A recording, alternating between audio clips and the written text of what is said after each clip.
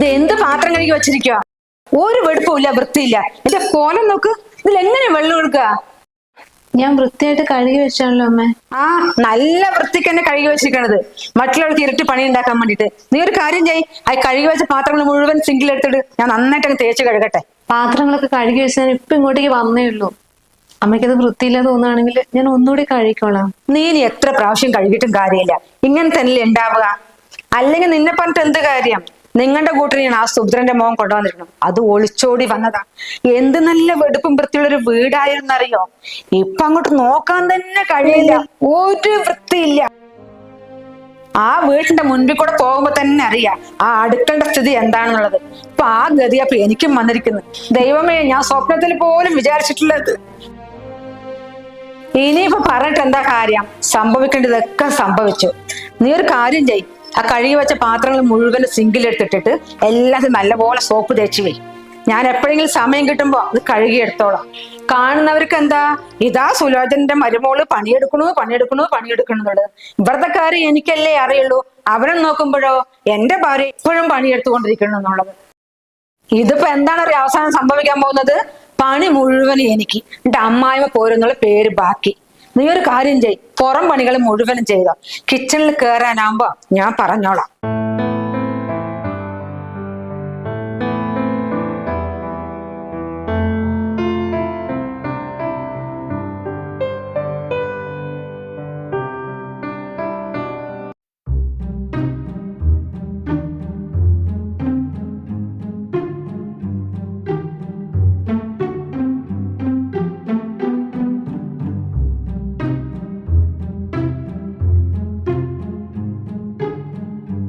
ഇതാ ഈ ദോശ എങ്ങനെ നോക്ക്, ഇത് കഴിച്ചിട്ട് അഭിപ്രായം പറയും.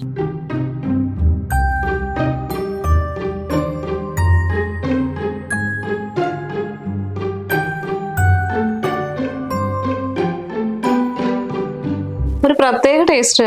ഇതിലെന്താ ചേർത്തേ? എങ്ങനെ ഉണ്ടാക്കിയൊന്നും എന്നോട് ചോദിക്കണ്ട, അതൊന്നും ഞാൻ പറഞ്ഞു തരില്ല.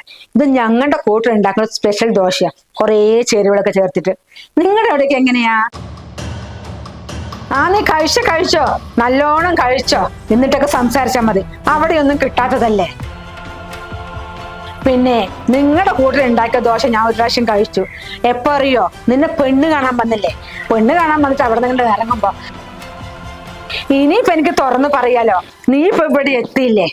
നിങ്ങൾ തന്ന ചായയിൽ എന്ന് പെണ്ണ് കാണാൻ വരുമ്പോ സത്യം പറഞ്ഞ എനിക്ക് ഇഷ്ടപ്പെട്ടില്ല. അവിടെ നിന്ന് പുറത്തിറങ്ങിയപ്പോ എനിക്ക് നല്ല വിശപ്പ്. എന്റെ മോനോട് പറഞ്ഞു, മോനെ അമ്മക്ക് 2 ദോശ ഒരു ചായയും വാങ്ങിച്ചാടാന്ന്. നിങ്ങളുടെ കൂട്ടിന്റെ ചായക്കടി കയറി എന്റെ മോളെ, ആ ദോശ കണ്ടപ്പോ എനിക്ക് മനസ്സിലായി വായി വെക്കാൻ കൊള്ളില്ല എന്നുള്ളത്. അന്ന് ഞാൻ വിചാരിച്ചതാണ് ഞങ്ങളുടെ കൂട്ടിന്റെ ദോശ നിന്നെ കൊണ്ട് കഴിപ്പിക്കണം എന്നുള്ളത്. ഞാൻ കഴിച്ചോ? ആ ചമ്മന്തി ചട്ടിയൊക്കെ ടേബിളിന്റെ മേലെ വെച്ചിട്ടുണ്ട്.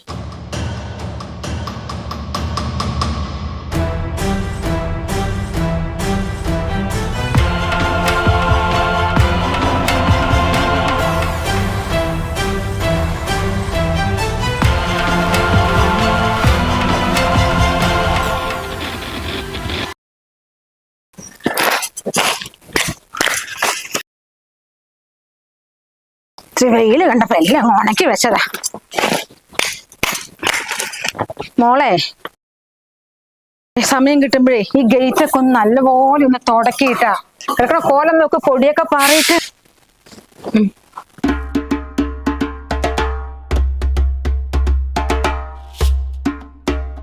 അയ്യ, അഭിരാമി അല്ലേ ഇത് വരുന്നത്? നിർത്ത് ചൂരോടെ വെച്ചിട്ട് ബാക്കിലേക്ക് പോ. എന്തോ അമ്മേ? കണ്ണു തട്ട് പണിയെടുക്കുന്ന കണ്ടു കഴിഞ്ഞാ.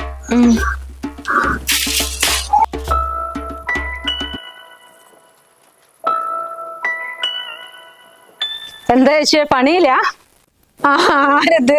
അഭിരാമിയാ. വെയില് കാണുന്നു, ഇപ്പൊ തുണികളൊക്കെ ഒന്ന് ഉണങ്ങാനിട്ടേ ഈ കോടയൊക്കെ ഒന്ന് ഉണക്കി വെച്ചതാ. ഇവിടെ മുറ്റമൊക്കെ ഒന്ന് അടിച്ചു വാരണം. പെൺകുട്ടികൾ ഉണ്ട് പറഞ്ഞിട്ട് നമുക്ക് എന്ത് കാര്യം? അവരെങ്ങനെ പണിയെടുപ്പിക്കാൻ പറ്റും? നമ്മള് വന്നു കയറിയ കുട്ടിയല്ലേ, നമ്മുടെ മക്കളാണ്. ആ കുട്ടി അതാ അവിടെ കുളിയൊക്കെ കഴിഞ്ഞ് മേക്കപ്പ് ഒക്കെ ചെയ്തിട്ട് ഉണ്ടാതിരിക്കുന്നു. ഞാൻ ഒരു പണിയെടുപ്പിക്കില്ലേ? അടുക്കളയിൽ എല്ലാ പണിയും ഞാനാ ചെയ്യുന്നത്. ഇനിയിപ്പോ ആ കുട്ടി പുതിയ കുട്ടിയല്ലേ, ഇനിയിപ്പോ ഓരോന്നോന്ന് കണ്ടും കേട്ടിട്ടും വേണ്ട പഠിക്കണമെങ്കിൽ. പിന്നെ മുറ്റമടിക്കലും തുടക്കലൊക്കെ അവൾ അടിക്കുമ്പോഴേക്ക് ഏകദേശം ഞാൻ കഴിയും. ഇന്ന് മഴയുള്ള കാരണം മുറ്റമടിക്കണ്ട. ഇത്ര പുണ്യവതിയായ അമ്മായിയമ്മനെ ആർക്ക് കിട്ടും? ആ മോള് ഭാഗ്യം ചെയ്തതാ. ഞാൻ ആ ഗിരിജന്റെ വീട്ടിൽ നിന്നാ വരുന്നത്. എന്റെ അമ്മോ കാണില്ല. അവളെ പെൺകുട്ടിയെ ചക്ര ശ്വാസം വലിപ്പിക്കുന്നു. എന്തൊരു പണിയാണ് എടുപ്പിക്കുന്നത്. ഓ, ഗിരിജന്റെ കാര്യം പറയാതിരിക്കാൻ നല്ലത്. ഞാൻ കാണലുണ്ട് ആ കുട്ടി അവിടെ നിന്ന് പണിയെടുക്കുന്നത്. എന്തിനിങ്ങനെ വന്ന കുട്ടികളെ ഇങ്ങനെ കഷ്ടപ്പെടുത്തുന്നത്? അതിന്റെ അച്ഛനെയും അമ്മനെയും ആങ്ങളും പറഞ്ഞ് എല്ലാം വിട്ടിട്ട് നമ്മളെയും വിശ്വസിച്ചല്ലേ വരുന്നത്. നമ്മുടെ ആൺമക്കളുടെ ഭാര്യമാരല്ലേ, നമ്മളല്ലേ അവരെ സ്നേഹിക്കേണ്ടത്. എന്റെ മരുമോളെ കൊണ്ട് ഒന്നും ചെയ്യിപ്പിക്കില്ല ഞാൻ. എവിടെ മരുമോള്? എനിക്കൊന്നും കാണണമായിരുന്നു. ആ പിന്നെന്താ, വിളിക്കാലോ. ശ്രുതി മോളെ, ഒന്ന് താഴേക്ക് ഇറങ്ങി വാ. ഇതാ അഭിരാമി ആന്റി വന്നിരിക്കുന്നു, നിന്നെ ഒന്ന് കാണണത്രേ.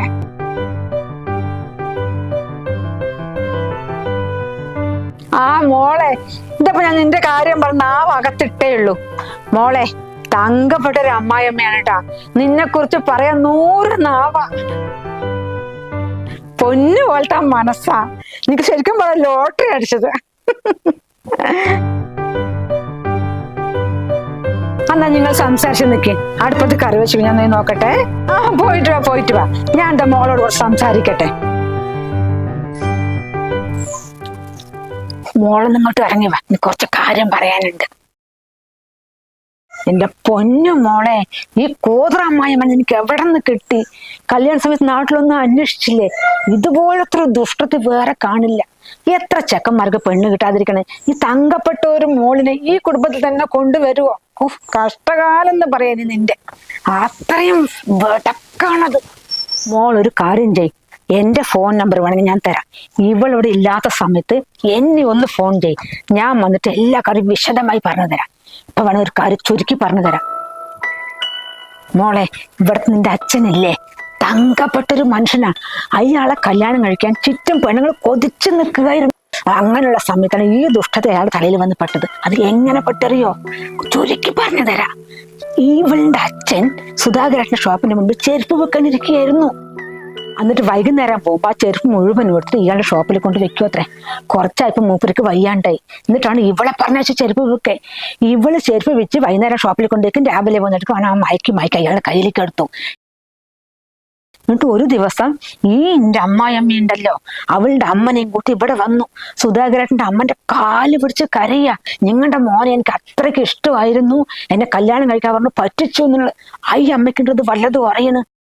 അമ്മ മകൻ വന്നപ്പോ പറയാ, നീ എന്താ ഒരു പെൺകുട്ടിനെ പറ്റിച്ചത്? നീ കല്യാണം കഴിക്കണം അവളെ മാത്രം, വേറൊരു പെൺകുട്ടി ഞാൻ എനിക്ക് നോക്കില്ല എന്ന് പറഞ്ഞു. അങ്ങനെ എന്റെ ഈ തള്ളിയും ഞങ്ങൾ നാട്ടുകാരൊക്കെ കൂടി കുറച്ച് പോയി അവളെ ഇവിടെ കൂട്ടിയിട്ട് വന്നു. ഇപ്പൊ അവള് രാജകുമാരിയായിട്ട് അമ്മോ വലിയ പ്രമാണം തരുവാ. ആര് പോകുമ്പോഴും മിണ്ടില്ല.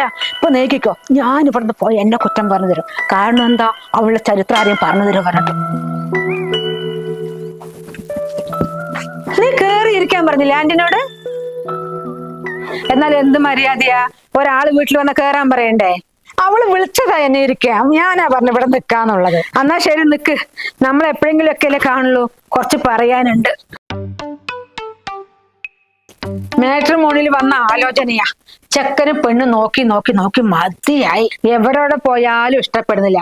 അങ്ങനെയാണ് ഇവന്റെ പെങ്ങള് പറഞ്ഞത്, നീ എന്തായാലും ഒന്ന് മാട്രിമോണി കൊടുക്കുന്നുള്ളത്. കൊടുത്തതും വന്നൊരാലോചനയാണ് ഇവള്. ജാതി 2 ആളും എഴുതിയിട്ടില്ല. പിന്നെ അവന് കറക്റ്റ് അങ്ങ് ഇഷ്ടപ്പെട്ടത് ഇവളിനെ. പിന്നെ ഇപ്പൊ എന്ത് ചെയ്യാൻ പറ്റും? ഇന്നത്തെ കാലത്ത് ജാതി ഒന്നും ആരും നോക്കലില്ലല്ലോ. എന്തോ ആകട്ടെ എന്ന് പറഞ്ഞ അങ്ങ് കല്യാണം കഴിച്ചു കൊടുത്തതാ. നമ്മളുടെ കൂട്ടിന് ചിട്ടയും വെടുപ്പൊന്നും ഇല്ല. പിന്നെ ആ പെൺകുട്ടിനെ കൊണ്ട് ഞാൻ അത് ചെയ്ത് ഒന്നും പറയില്ല. എന്തോ ആവട്ടെ. നമ്മുടെ രാജേശ്വരന്റെ മോനില്ലേ, 40 വയസ്സ് കഴിഞ്ഞില്ലേ, ഇപ്പൊ 2ാം ഘട്ടം കിട്ടാൻ വഴിയില്ല. ഇപ്പൊ എവിടേക്കോ കുന്നും മലയും എല്ലാം കേറിയിട്ട് പെൺകുട്ടികളെ തെരഞ്ഞു നടക്കുന്നു.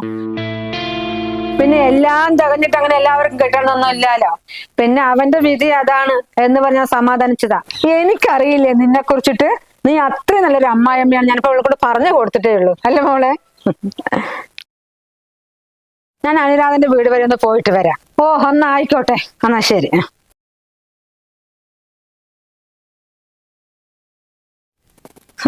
മോളെ, എന്തിനാണ് അനുരാധന്റെ വീട്ടിൽ പോകണം പറഞ്ഞത്? ഇവിടുത്തെ ന്യൂസ് കൊണ്ട് അവിടെ കൊണ്ട് എത്തിക്കാനാ. ഞങ്ങളുടെ പണ്ടത്തെ ആകാശവാണിയാണ് അവള്. മോളെ ഒന്നും വിട്ടുകൊടുത്ത് പറഞ്ഞിട്ടില്ലല്ലോ? ഇല്ലമ്മേ, ഞാനൊന്നും പറഞ്ഞിട്ടില്ല. ആ, നിന്നെ വിശ്വസിക്കാൻ പറ്റും. അതാണ് എനിക്ക് നിന്നോട് ഇത്രയും സ്നേഹം.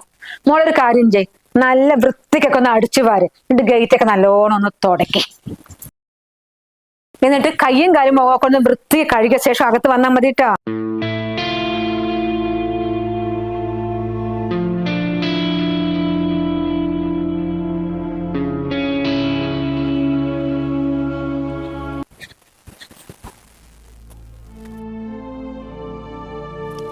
ഇതെന്തു പറ്റി?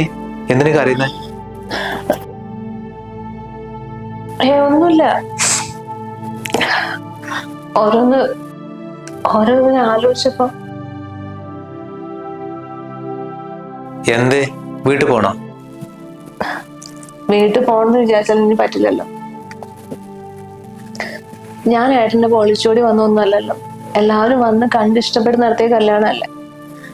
എല്ലാവരും ചോദിച്ചല്ലേ നിങ്ങൾക്ക് പൂർണ്ണ സമ്മതമാണോ? അതിനുശേഷം മാത്രമല്ലേ ഈ കല്യാണം നടത്തിയത്. പിന്നെ എന്തിനാ എപ്പോഴും ഇങ്ങനെ വേറെ കാസ്റ്റാണെന്ന് പറഞ്ഞ് എപ്പോഴും അത് ക്ഷമിച്ചുകൊണ്ടിരിക്കുന്നത്? അമ്മ എന്തെങ്കിലും പറഞ്ഞോ? അമ്മ എന്തെങ്കിലും പറഞ്ഞോ ഇല്ലയോ എന്നുള്ളതല്ലോ. നമ്മുടെ ഇന്റർകാസ്റ്റ് മാരേജ് ആയതുകൊണ്ട് ഒന്നാമത് അമ്മയ്ക്ക് എന്നെ തീരെ ഇഷ്ടമല്ല. ഇവിടെ അടുക്കളയിലും കയറാൻ സമ്മതിക്കില്ല, ഭക്ഷണം ഉണ്ടാക്കാൻ പറ്റില്ല. ഇവിടെ ഓരോന്നും പറഞ്ഞിട്ട് പാത്രങ്ങൾ കഴുകിയാൽ പോലെ അത് വൃത്തിയില്ല, നിങ്ങൾ അങ്ങനെയാണെന്നൊക്കെ പറഞ്ഞുകൊണ്ടിരിക്കും. ഇന്നത്തെ കാലത്ത് ഇങ്ങനത്തെ ചിന്താഗതിയുള്ള ആൾക്കാരും ഇങ്ങനെയാണെങ്കിൽ എങ്ങനെയാ ഇവിടെ മുന്നോട്ട് ജീവിച്ചു പോവുക? ഓ, അതാണോ കാര്യം? എടാ, അമ്മയ്ക്ക് വയസ്സും പ്രായമായതല്ലേ. അമ്മേന്റെ ലോകം എന്ന് പറഞ്ഞാൽ ഇത്രയൊക്കെ ഉള്ളൂ. അതിന്റെ അപ്പുറത്തേക്ക് ചിന്തിക്കാനുള്ള കഴിവൊന്നും അമ്മയ്ക്കില്ല. അതുകൊണ്ടാണ് അമ്മയ്ക്ക് ഇങ്ങനെ ഒരു ഇടുങ്ങിയ ചിന്താഗതി ഉള്ളത്. ഞാൻ നിന്റെ കൂടെ ഉണ്ടല്ലോ, ഞാൻ നിന്നോടൊന്നും പറഞ്ഞിട്ടില്ലല്ലോ. അമ്മ പറയുന്നത് ഒരു ചെവി കൊടുക്കരുത്, അടുത്ത ചെവി കൂടെ അങ്ങോട്ട് വിട്ടേക്ക്. പക്ഷെ എത്രന്ന് വെച്ചിട്ട് ഇങ്ങനെ കേട്ടോണ്ടിരിക്കുക. ഏട്ടൻ രാവിലെ ഓഫീസിൽ പോയിട്ടുണ്ടെങ്കിൽ വൈകുന്നേരമല്ലേ വരും. അതുവരെ ഈ വീട്ടിലുള്ള എന്റെ അവസ്ഥ എന്താണെന്ന് അറിയാം. അമ്മേനെ കുറ്റപ്പെടുത്താൻ വേണ്ടി പറയുന്നതല്ല, പക്ഷെ ഇനിയെങ്കിലും അമ്മേനൊന്ന് പറഞ്ഞു മനസ്സിലാക്കണം. ഞാനും ഒരു മനുഷ്യ സ്ത്രീയാണ്.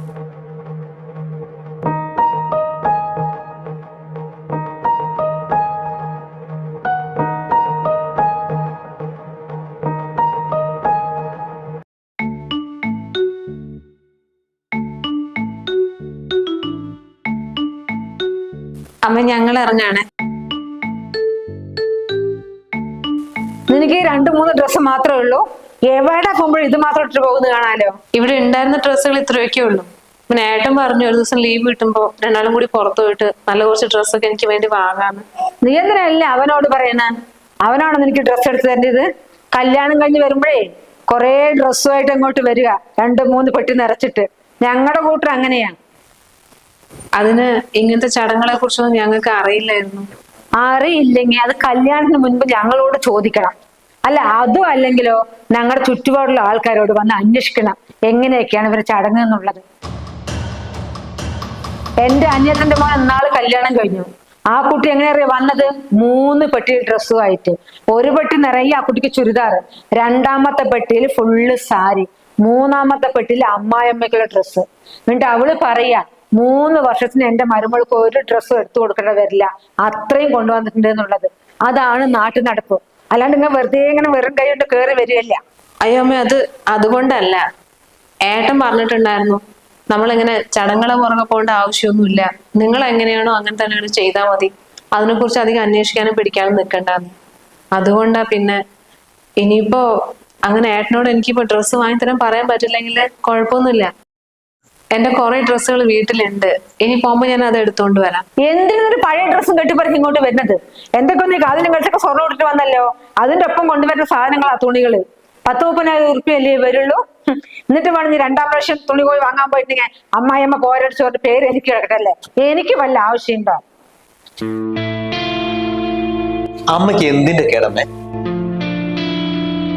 എന്റെ ഭാര്യയ്ക്ക് ഡ്രസ്സ് വാങ്ങി കൊടുക്കണമെങ്കിലേ അത് എനിക്കറിയാം. അതിന് അവളെ വീട്ടിൽ നിന്ന് കൊണ്ടുവന്നിട്ടൊന്നും വേണ്ട.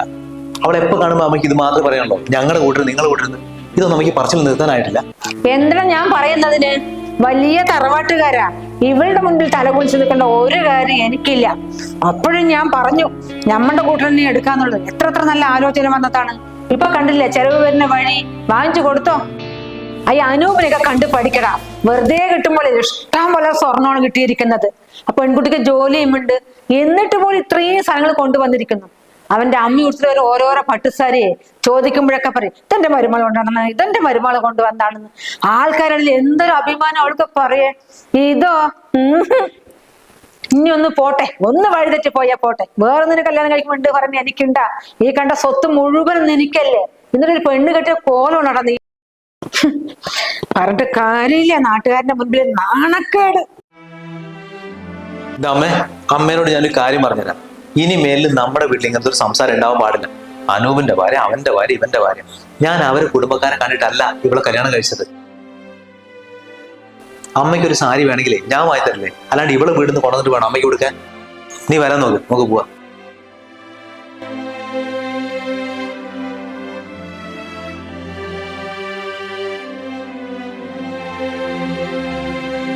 ഓ, അപ്പൊ ഇത് മാത്രമല്ല, തലയാണി മന്ത്രം തുടങ്ങിയല്ലേ. ഒന്നും മിണ്ടാണ്ട് തലയും താഴ്ചകൾ നിൽക്കുന്നതാണ്. ഞാൻ വിചാരിച്ചു ശുദ്ധ പാവമാണെന്ന്. വരട്ടെ മോളെ, ഓരോന്നോരോന്നോരോന്ന് വരട്ടെ, അപ്പോഴേ നിന്റെ ഉള്ളും കളിയൊക്കെ നിനക്ക് മനസ്സിലാവുള്ളൂ. ഇപ്പൊ നിനക്ക് മനസ്സിലായോ ഞാൻ എന്താ ഞങ്ങളുടെ വീട്ടിൽ തന്നെ മതി എന്ന് പറഞ്ഞത്? ഇതിനൊക്കെ തന്നെ. നീയേ നിന്റെ കുടുംബത്തിലെ പാരമ്പര്യം ഇവിടെ എടുക്കാൻ നിൽക്കണ്ട കേട്ടോ. ഇത് കുടുംബം വേറെയാണ്. കുടുംബത്തെ പിരിപ്പിക്കാൻ നിന്നിട്ടുണ്ടെങ്കിൽ ഇല്ലേ, ഹാ.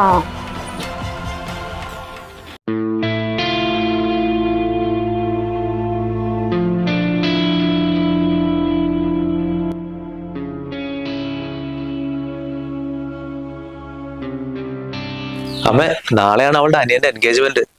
നമുക്ക് രാവിലെ 7 മണിക്ക് തന്നെ പോവാ അല്ലെ? നമുക്കോ? ഞാൻ വരുന്നില്ല. വരാൻ പറ്റിയ സ്ഥലം. അമ്മ, അവരെല്ലാരും ഇങ്ങോട്ട് കാര്യമായിട്ട് വന്ന് നമ്മളെ ക്ഷണിച്ചതല്ലേ. നമ്മൾ അങ്ങോട്ട് പോകാണ്ടിരുന്നുണ്ടെങ്കിൽ അതിന്റെ മോശം അവക്കല്ലേ? എനിക്കിഷ്ടമല്ല, അത് തന്നെ ഞാൻ വരുന്നില്ല പറഞ്ഞത്. നിനക്ക് പിന്നെ ഒരു നിവൃത്തി ഇല്ലാണ്ട് പോകുമല്ലേ. എനിക്കതിന്റെ ഗതികേട് വന്നിട്ടില്ല. എൻഗേജ്മെന്റിന് ക്ഷണിക്കാൻ വന്നിരിക്കണം. അവിടെ മുഴുവൻ അവന്റെ വോട്ടറായിരിക്കും. അവന്റെ ചടങ്ങൊന്നും എനിക്കറിയില്ല. ഞാൻ അവിടെ പോയിട്ട് വായും പൊളിച്ച് നിൽക്കാനാ? പിന്നെ ഭക്ഷണം നാവില് വെക്കാൻ കൊള്ളില്ല. അന്നത്തെ പോലെ തലകറങ്ങി വരാനാ ഒന്നും കഴിക്കാണ്ട്. ഞാൻ വരുന്നില്ല. അപ്പൊ അമ്മ ഇനി ഇത് വിട്ടില്ല? അമ്മ, ഞാനൊരു കാര്യം പറഞ്ഞുതരാം. ഈ ജാതി മതക്കെ മനുഷ്യന്മാരുണ്ടാക്കി വെച്ചതാ. ഒരുത്തന്റെ തറവാടുത്ത് അവൻ എത്ര വലിയവനെന്ന് മനസ്സിലാവുന്നതേ അവന്റെ നാവെന്ന് വരുന്ന വാക്കും പിന്നെ അവന്റെ സ്വഭാവം വെച്ചിട്ടാണ്. അല്ലാണ്ട് അമ്മ വലിയ കൊമ്പത് ആളാന്ന് പറഞ്ഞതാ ഇമാതിരി സ്വഭാവം കാണിച്ച് നടന്നിട്ടുണ്ടെങ്കിലേ ഒരാളും 5 പൈസന്റെ വില തരില്ല അമ്മയ്ക്ക്. ഞാൻ കല്യാണം കഴിച്ചതേ ഒരു മതത്തിനോ ജാതിയല്ല, ഒരു വ്യക്തിയാണ്. അത് എന്നെ സ്നേഹിച്ച് എന്റെ കൂടെ നിൽക്കാൻ മനസ്സിലൊരു പെൺകുട്ടിയെ. അത് മതി എനിക്ക്.